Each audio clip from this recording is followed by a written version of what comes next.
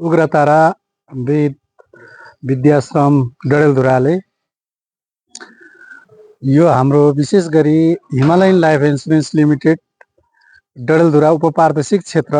यहाँ मैले पहाडका 7वटा जिल्ला हेर्ने गर्छु र हाम्रो उपप्रादेशिक कार्यालय यही डडेलधुरामा छ। यो संस्थाबाट सामाजिक उत्तरदायित्व कार्यक्रम अन्तर्गत हरेक वर्ष हामीले विभिन्न कार्यक्रमहरू गर्ने गर्छौँ। त्यसै गरी गत वर्ष पनि 17औं वार्षिक उत्सवमा पनि मलाई सम्झना छ, हाम्रो यो बिमा प्राधिकरणका प्रदेशका आदरणीय प्रदेश प्रमुख सर हृदयेन्द्र सरको उपस्थितिमा हामीले यहाँ एउटा कार्यक्रम गरेका थियौँ। त्यसै गरी अहिले पनि यो 18औं वार्षिक उत्सवमा कम्पनी अगाडि बढेको छ। यो अवसरमा बटुक भाइहरूको बिचमा बसेर यो विशेष गरी आज संसार एउटा विज्ञान र प्रवृत्तिको युगमा अगाडि बढ्दै गर्दा हाम्रो वेद सनातनले हिजो पुष्प विमानको परिकल्पना गरेका थियो, जसका कारणले आज रकेटहरू दौडिरहेका छन्, अगाडि बढिरहेका छन्। त्यो धर्म संस्कृतिलाई जोगाउने गरी विशेष गरी वेद सनातन धर्मलाई उजागर गर्ने हिसाबले एउटा यो संस्कृत विद्यालयको रूपमा डडेलधुरामा एउटा अवस्थित छ र यहाँ विभिन्न भाइ बहिनीहरू विभिन्न जिल्लाबाट आउनु भएको छ। मलाई लाग्छ 8वटा जिल्लामा का भाइ बहिनीहरू यहाँ उपस्थित हुनुहुन्छ।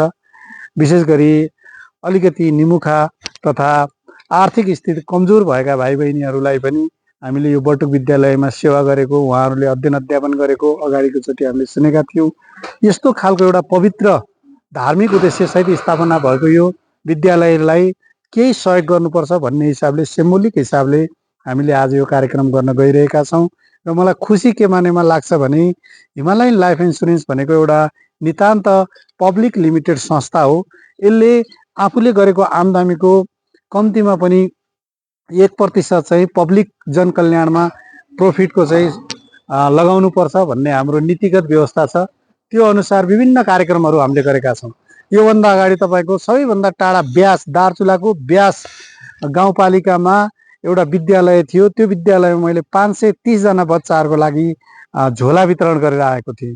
त्योभन्दा अगाडि हामीले यहाँनिर तपाईँको डडेलधुराकै कुन ठाउँ भन्यो थियो हाम्रो विशेष गरी राउटे जातिहरू जोगबुढाको आलीतालमा त्यहाँ राउटे बस्तीहरू बस्नु हुँदो रहेछ। उहाँहरूका लागि हामीले न्यानो कपडा विशेष गरी टी सर्ट र ट्र्याक सुट हामीले वितरण गऱ्यौँ। त्योभन्दा अगाडि डडेलधुरामा नि जकेट करिब 200वटा जकेट यहाँका गरिब दुखी परिवारहरूलाई चाहिँ विपन्न परिवारहरूलाई जकेट बाँडेका थियौँ। विभिन्न तपाईँको मङ्गलसेनमा गएर बाँड्यौँ, दिपायलमा गएर बाँड्यौँ। एवं प्रकारले कम्पनीले आम्दानी गरेको आम्दानीको आधारमा जुन राज्यले नीतिगत रूपमा व्यवस्था गरेका छ कि यति रुपियाँ चाहिँ जनताका लागि अथवा उसका लागि गर्नुपर्छ भनेर कम्पनीले नै हामीलाई एउटा सिम्बोलिक रूपमा गर्छ। देशभरि नै गर्नुपर्ने हुनाले एउटै ठाउँमा ठुलो रकम हामीले त सहयोग गर्न सक्दैनौँ। त्यसो भए हुनाले यसरी हामीले गरिराखेका छौँ। र विशेष गरी हिमालयन लाइफ इन्सुरेन्स के हो त भन्दाखेरि यो एउटा नितान्त आर्थिक जोखिमलाई व्यवस्थापन गर्नका लागि स्थापित भएको एउटा संस्था हो। आर्थिक जोखिम कतिखेर हुन्छ भन्दा तपाईँ हामी आज कमाउँछौँ, कमाएको कारणले हाम्रो परिवारको चुलो बलिरहेको छ, हाम्रा बालबालिकाहरू सुरक्षित छन्, उहाँहरूलाई पढाउन सकिरहेका छौँ, उहाँहरूको भविष्यको बारेमा सोचिरहेका छौँ। तर कदम कदापि हाम्रो जीवन कुनै कारणले तलमाथि भयो भने हाम्रो जीवन मात्रै तलमाथि हुँदैन, हाम्रो आश्रित परिवार नै आर्थिक स्थिति एकदमै भयावह हुने स्थिति हुन्छ। किन मान्छेको डेथसँगै उसको इन्कमको पनि डेथ हुन्छ।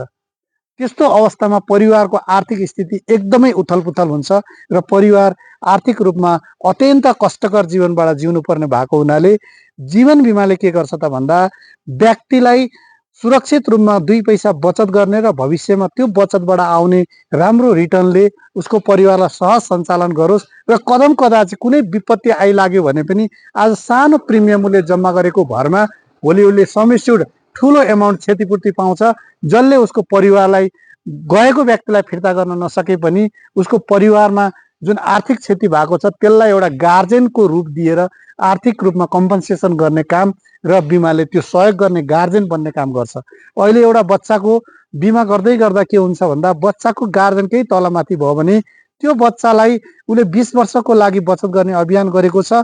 गार्जेनले एउटै किस्ता जम्मा गरिदिनु भयो, तर गार्जेन अर्को किस्ता जम्मा गर्नुभन्दा अगाडि कुनै कारणले तलमाथि भयो भने त्यो बच्चालाई 15-20 वर्ष जति वर्षको लागि कम्पनीले चाहिँ बिमाको लागि प्लानिङ गरेको छ त्यो वर्षसम्म उहाँलाई पढाउने कुरा, आर्थिक रूपमा महिना महिनामा आर्थिक सुरक्षा गर्ने कुरा त्यति मात्रै होइन, गार्जेनको क्रिया खर्चको कुरा र भोलि ऊ चाहिँ परिपक्व हुँदाखेरि फेरि बिमाको रकम एकमुष्ट बच्चालाई दिएर एउटा उद्यमशीलमा लगाउने कुरा, यावत कुराहरू जीवन बिमाले गर्छ। त्यस्तै ठुलो व्यक्तिहरूको लागि पनि जीवन बिमा भनेको यो विशेष गरी पहाडी क्षेत्रमा, खास गरी यो जोखिम बढी भएका क्षेत्रहरूमा त अझ बढी महत्त्वपूर्ण छ। किन आज तपाईँ हामीले बैंकलाई र बिमालाई मजाले बुझ्न जरुरी छ। बैंकले जहिले पनि जम्मा गरेको पैसाको के हुन्छ त भन्दा ब्याज दिन्छ, तर बिमाले तपाईँले 10 लाखको बिमा गर्छु भन्नुभयो भने एकैचोटि 10 लाख रुपियाँ जम्मा गर्नु परेन। त्यो 20 वर्षको लागि प्लानिङ गर्नु भएको छ, आज किस्ता सिर्फ तपाईँको 10 लाखको 50,000 रुपियाँ तपाईँले बचत गर्नुभयो भने त्यो 50,000ले 10 लाखको रिस्क कभर गर्ने हो। अझ त्यहाँभित्र ऐच्छिक सुविधा हुन्छ, त्यो जोड्दाखेरि 30 लाखसम्मको रिस्क कभर हुन्छ। जम्मा हामी कति गर्छौँ? 50,000।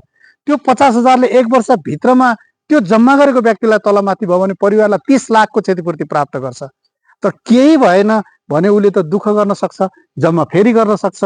त्यो 50,000ले फेरि उसले बोनस प्राप्त गर्छ।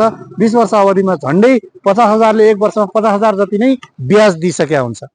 बैंकमा तपाईँले 50,000 जम्मा गरेर अहिलेको 3% पनि इन्ट्रेस्ट छैन। तर त्यही कुरा हामीले 50/1000 को क्यालकुलेसन गर्यौं भने पनि त्यति नै पैसा आउने सम्भावना हुन्छ जति तपाईँ हामीले वार्षिक जम्मा गर्छौं। त्यसकारणले बिमा एउटा बचतका हिसाबले पनि, जोखिमका हिसाबले पनि र भविष्यमा तपाईले चाहिँ आज जम्मा गरेर आउने रिटर्नले आफ्नो बुढेसकाललाई सहज बनाउने हिसाबले पनि अत्यन्त उत्कृष्ट छ। त्यसो भए हुनाले हामीले बच्चालाई जीवन अध्ययन गराउँछौं, शिक्षा त दिन्छौं, तर जब बच्चा एउटा 18 वर्ष 20 वर्ष हुन्छ बेरोजगार भएर बस्नुपर्ने बाध्यता आउँछ। तर आजैदेखि हामीले बचत गर्न सिकायौं भने के हुन्छ, भोलि उसले शिक्षा सँगसँगै एउटा राम्रो एमाउन्ट उसले जम्मा गरिसकेका हुन्छ। त्यो एमाउन्टले भोलि उसले आफ्नो उद्यम गर्न सक्छ, आफ्नो तरिकाले लगानी गर्न सक्छ, त्यही पैसालाई युज गरेर उच्च शिक्षाका लागि बाहिर जान सक्छ।